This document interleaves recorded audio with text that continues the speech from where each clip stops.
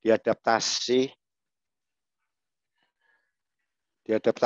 dari bahasa Latin, yakni devotio, yang artinya kebaktian, sumpah pengorbanan, cinta bakti, dan juga kesalehan.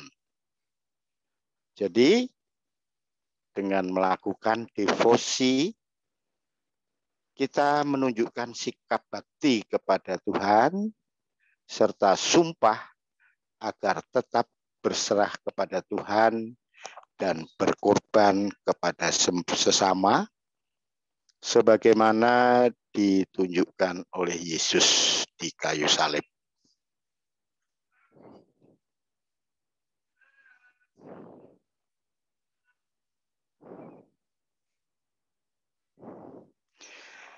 Devosi itu bukanlah perayaan atau liturgi. Devosi adalah suatu sikap bakti yang berupa penyerahan seluruh pribadi kepada Allah dan kehendaknya sebagai perwujudan cinta, kasih, atau yang lebih lazim, devosi adalah kebaktian khusus kepada berbagai misteri iman yang dikaitkan dengan pribadi tertentu. Devosi kepada sengsara Yesus, devosi kepada hati Yesus, devosi kepada sakramen Maha Kudus, devosi kepada Maria, dan lain-lain. Ini pengertian arti devosi, anak-anak. Semua devosi harus diatur sedemikian rupa sehingga selaras dengan perayaan kudus atau disebut liturgi kudus, sesuai dengan masa liturgi, bersumber pada liturgi, dan mengantar umat kepada perayaan atau liturgi. Sebab menurut hakikatnya, liturgi jauh mengungguli semua bentuk devosi. Ini pengertian arti dari devosi. Kita lanjutkan.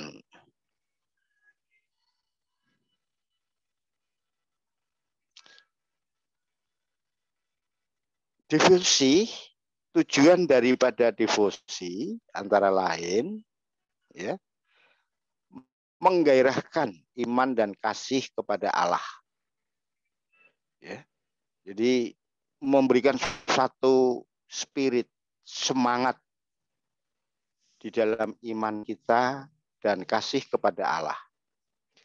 Mengantar umat pada penghayatan iman yang benar akan misteri karya keselamatan Allah dalam Yesus Kristus. Mengungkapkan dan meneguhkan iman terhadap salah satu kebenaran misteri iman. Juga memperoleh buah-buah rohani, buah-buah jiwa. Di dalam konteks iman devosi, devosi digunakan untuk menggambarkan praktek eksternal. Doa-doa, lagu-lagu pujian,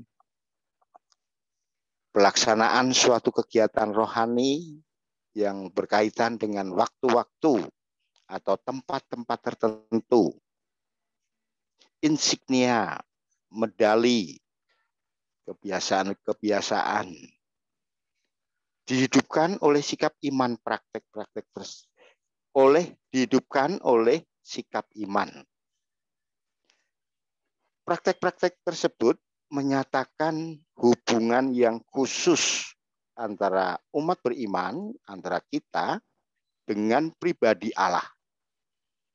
Allah Bapa, Allah Putra, dan Roh Kudus, atau kepada perawan Maria yang terberkati dalam hak-hak istimewanya tentang rahmat dan segala sebutan yang mengekspresikan keistimewaan tersebut, atau dengan para santo atau santa di dalam konfigurasi mereka dengan Kristus, atau di dalam peran mereka di dalam kehidupan gereja.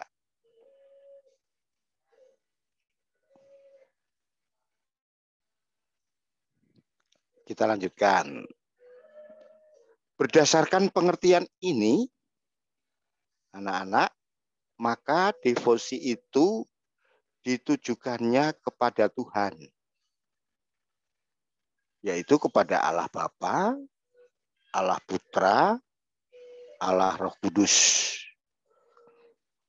Allah Bapa yang belum mewahyukan diri sebagai manusia, dan Allah Putra yang telah mewujudkan diri dalam rupa manusia, dan Allah Roh Kudus yang diturunkan khususnya pada peristiwa Pentakosta sebagaimana pengganti penyertaan Allah bersama manusia melalui Roh Kudus.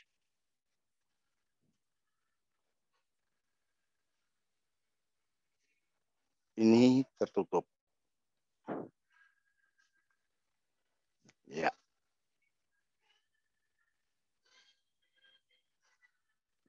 Atau kepada para orang kudus termasuk Bunda Maria di dalam kesatuan mereka dengan Kristus. Nah, bentuk devosi itu dapat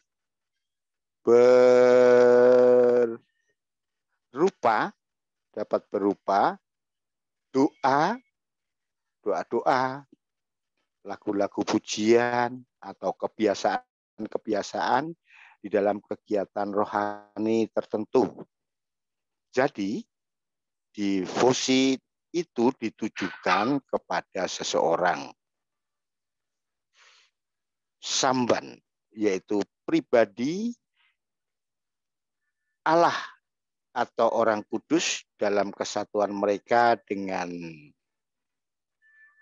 Allah, dan bukan kepada sesuatu, something. Sekalipun devosi berhubungan dengan medali relikwi, rosario, ataupun skapuler, dan lain-lain.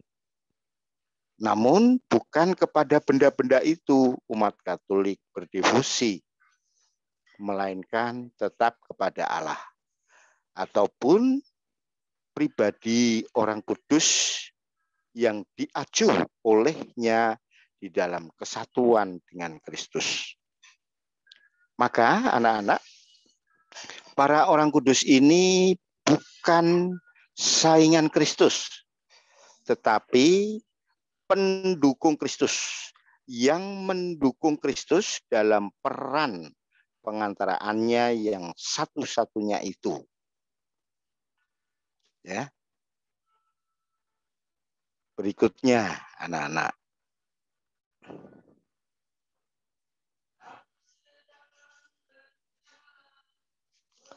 Anabel nggak buka ya? Silahkan tampakkan wajahnya. Ya. Oke, kita lanjutkan berikutnya.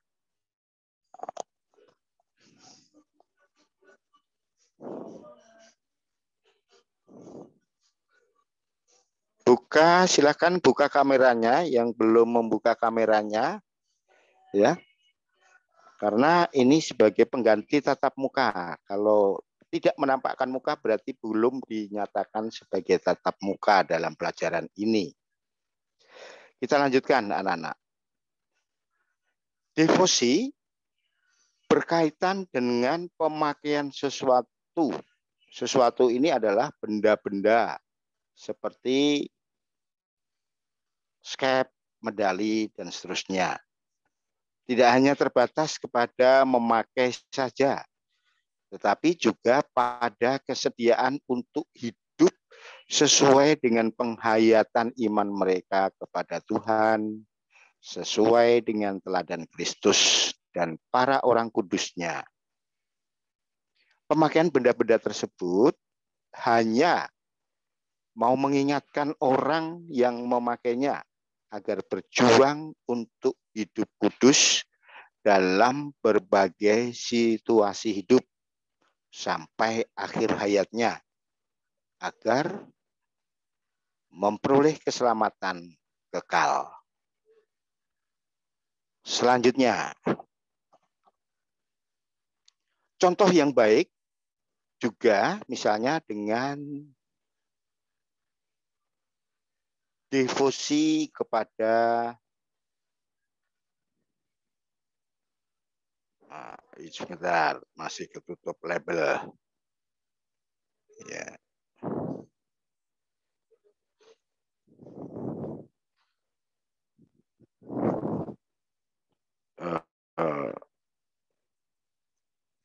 Ya. Dengan devosi kepada kerahiman ilahi, maka seseorang diingatkan untuk selalu mengandalkan Tuhan Yesus dan kerahimannya. Ya, kerahiman. Kerahiman itu kemahaampunan. Dan juga berdoa bagi pertobatan dunia, termasuk pertobatannya sendiri. Untuk selalu melakukan perbuatan kasih kepada sesama, entah dengan perbuatan langsung, dengan perkataan, ataupun dengan mendoakan demi kasih mereka kepada Kristus yang telah menyerahkan hidupnya di kayu salib. Itulah anak-anak sebabnya mereka mendaraskan doa koronka dengan menggunakan rosario dan melakukan doa novena kerahiman ilahi yang mengenang sengsara Yesus demi menyelamatkan umat manusia, dan mendoakan doa khusus pada jam 3 siang. Pada saat Kristus wafat, ya, itu tepatnya kurang lebih jam 3 siang. Itu dilakukan doa khusus, ya. Ini bertujuan untuk mengenangkan kasih Tuhan yang sempurna yang ditunjukkan dengan kurban kayu salibnya. Dengan melaksanakan devosi ini, maka kita didorong untuk semakin mengasihi Kristus. Kita lanjutkan berikutnya, anak-anak. Ini contoh, ya, contoh benda-benda yang dipergunakan untuk devosi kepada orang kudus. Termasuk di sini Maria, ya. Maria, ya, sentra dari gambaran, pusat dari gambaran, contoh seorang wanita kudus. Maka Maria juga mendapat gelar Santa, Santa Maria. Ada rosario, ada bentuk medali dengan bergambar Maria, ya. Lalu ada gambar salib yang seringkali kita juga melihat, ya, dipakaikan oleh pastor, ya. Oke. Berikutnya contoh benda-benda devosi. Nah, ini adalah salah satu contoh di mana umat Katolik sering melakukan devosi dengan berziarah ke sebuah gua-gua Maria. Anak-anak yang terkasih dalam Tuhan Yesus, dalam setiap provinsi di Indonesia saat ini sudah terdapat tempat perziarahan untuk Bunda Maria.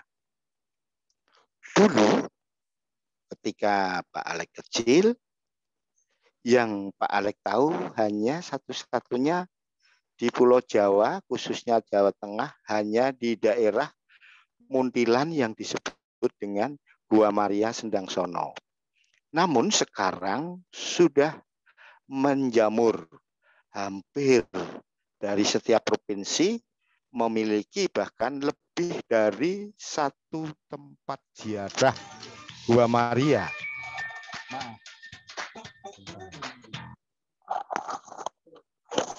Aku lagi ngajar Pak Wid. Aku lagi ngajar calon komuni. Iya. WA aja ya. Ya.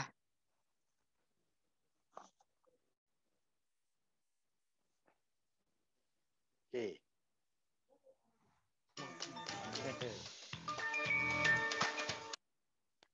Bentar anak-anak, Bapak tanggapinya dengan WA terlebih dahulu. Mohon maaf, enggak. Ini ada hal yang penting sepertinya. Halo.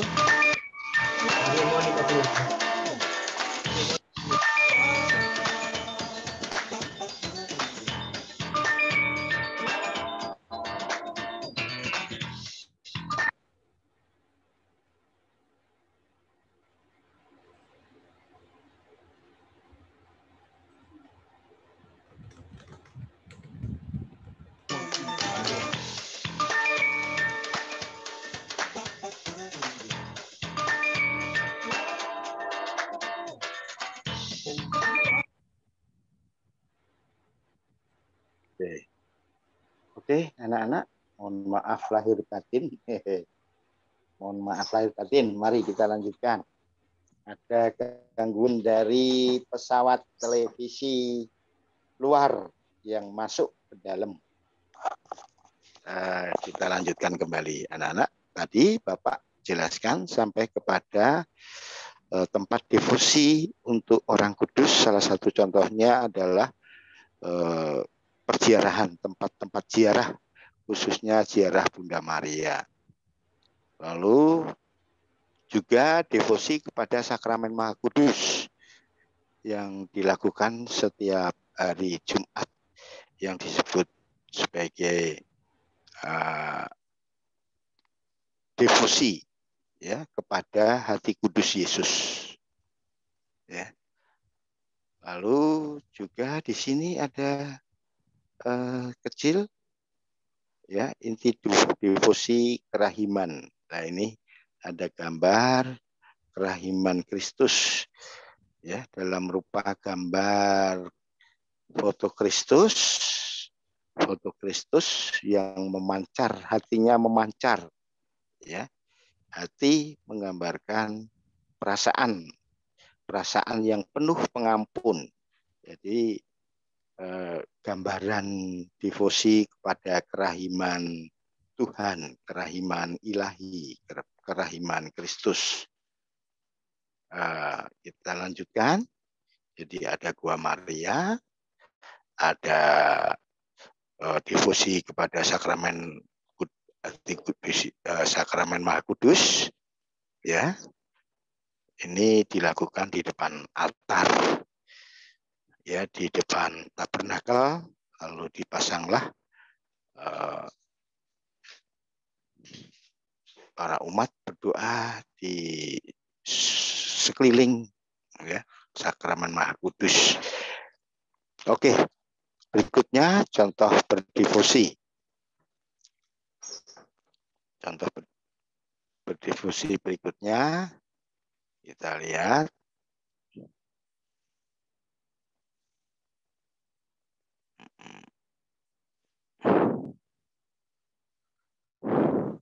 Oke. Anak-anak, jenis devosi di dalam agama Katolik ya, itu ada yang disebut dengan devosi yang umum dikenal dan dilakukan dalam gereja Katolik adalah devosi dalam bentuk doa-doa. Umat Katolik biasanya melakukan devosi tersebut pada waktu-waktu khusus sebagai bentuk penghormatan kepada karunia Allah. Berikut ini ada 5 jenis devosi yang biasa dilakukan dalam gereja Katolik. Biasa dilakukan umat Katolik. Oke, kita lanjutkan. Ya, jenis-jenis devosi dalam gereja Katolik. Ada 5 jenis. Ya, anak-anak, kita persingkat lagi, waktu kita tinggal 10 menit lagi. Kita lanjutkan. Jalan salib itu merupakan salah satu jenis devosi yang biasa kita lakukan pada masa Prapaskah. Tentunya anak kelas 3 seharusnya sudah ikut terlibat di dalam devosi jalan salib. Bahkan mungkin kelas 2 dan kelas 1 kemarin sebelum pandemi ya, kelas 1 kita juga sudah diperkenalkan bagaimana devosi jalan salib itu. Dengan melakukan jalan salib, umat Katolik itu ikut merasakan penderitaan yang dialami oleh Yesus saat memanggul salib ke Bukit Golgota, ya. Dan jalan salib tersebut sering juga disebut sebagai proses mengenang kisah sengsara Kristus di dalam menebus dosa manusia. Oke, yang kedua kita lanjutkan. Jalan salib sudah. Kita juga sudah pernah mengalami. Yang kedua adalah adorasi sakramen Maha Kudus. Ya. Anak-anak, adorasi sakramen Maha Kudus juga menjadi salah satu devosi dalam agama Katolik yang rutin dilakukan. Devosi tersebut dilakukan dengan cara bersujud kepada sakramen Maha Kudus sambil merasakan kehadiran Kristus di dalam hosti yang sudah dikonsekrasi, ya, sudah diberkati, sudah disucikan. Biasanya adorasi sakramen Maha Kudus dilakukan setelah perayaan Ekaristi selesai dilakukan. Ya. Oke. Yang berikutnya ketiga adalah devosi kepada Bunda Maria. Devosi kepada Bunda Maria dan orang kudus lainnya juga menjadi salah satu devosi di dalam gereja Katolik. Devosi tersebut dilakukan dengan cara seperti doa rosario. Kita mendaraskan doa rosario bersama-sama dengan umat yang lain, ya, bergiliran dengan mengucapkan setiap peristiwa, ya, peristiwa Maria, lalu dan doa-doa lainnya. Lalu sasaran utama dalam devosi ini adalah tetap kepada Tuhan. Ya. Bunda Maria dan orang kudus lainnya dijadikan sebagai pengantara. Doa-doa tersebut dikabulkan oleh Tuhan. Berikut yang keempat, anak-anak. Devosi yang keempat, selain devosi kepada Bunda Maria, pada sakramen, lah, seperti yang tadi sudah Bapak sampaikan, ziarah rohani. Ya. Ziarah rohani ini juga menjadi salah satu devosi di dalam agama Katolik. Karena ziarah merupakan suatu fenomena religius. Orang-orang Katolik melakukan ziarah ke tempat-tempat yang telah dikuduskan, seperti tempat munculnya air suci, tempat penampakan Bunda Maria, dan yang lainnya. Ziarah sangat bermanfaat mendekatkan kita kepada Yesus Kristus melalui bundanya Maria, khususnya ketika kita berziarah ke Gua Maria. Ini devosi yang keempat, ya. Berikutnya yang terakhir, devosi yang kelima, ya ini tentang novena. Ya, kita sering mendengar doa novena. Novena juga menjadi salah satu jenis devosi dalam Gereja Katolik. Novena merupakan doa yang didaraskan selama 9 hari berturut-turut agar doa permohonan dikabulkan oleh Tuhan. Jenis-jenis novena yang banyak dilakukan seperti novena 3 Salam Maria, novena kanak-kanak Yesus, novena kepada Hati Kudus Yesus, dan yang lainnya. Semuanya ini tidak lepas bahwa Maria menjadi perantara kedekatannya dengan Yesus. Sehingga melalui Maria, seluruh doa permohonan kita pasti dikabulkan. Seperti halnya ketika kita minta sesuatu kepada Koko, ya, melalui perantara Mama. Mah, aku mau ngomong dengan Koko, takut. Tolong dong Mama sampaikan kepada Koko. Mah, aku mau minta sesuatu kepada Papa, takut. Gak enak. Mau ngomongnya takut ntar malah tujuannya nggak sampai.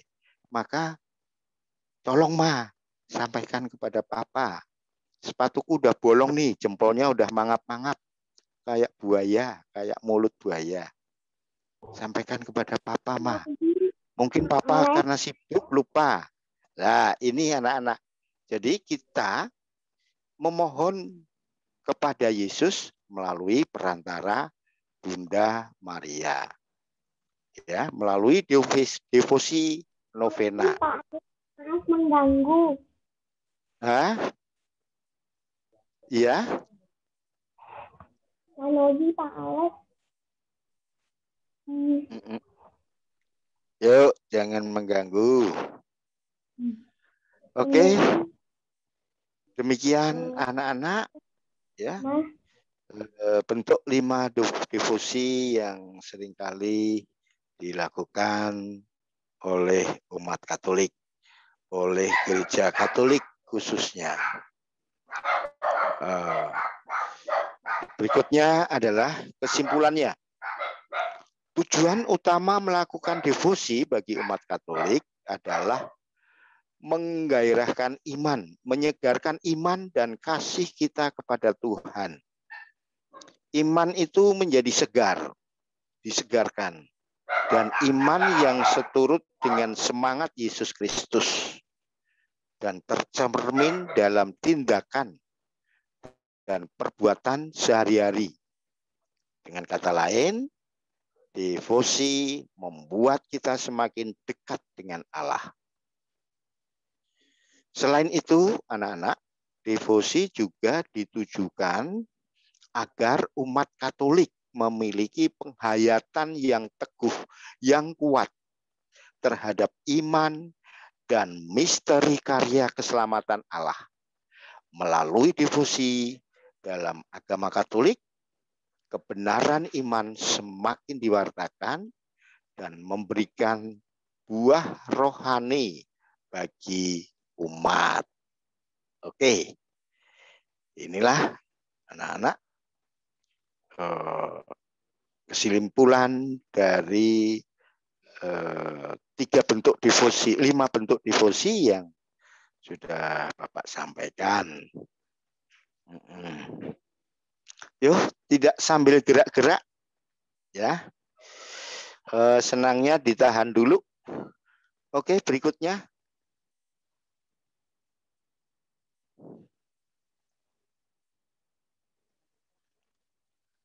Habis.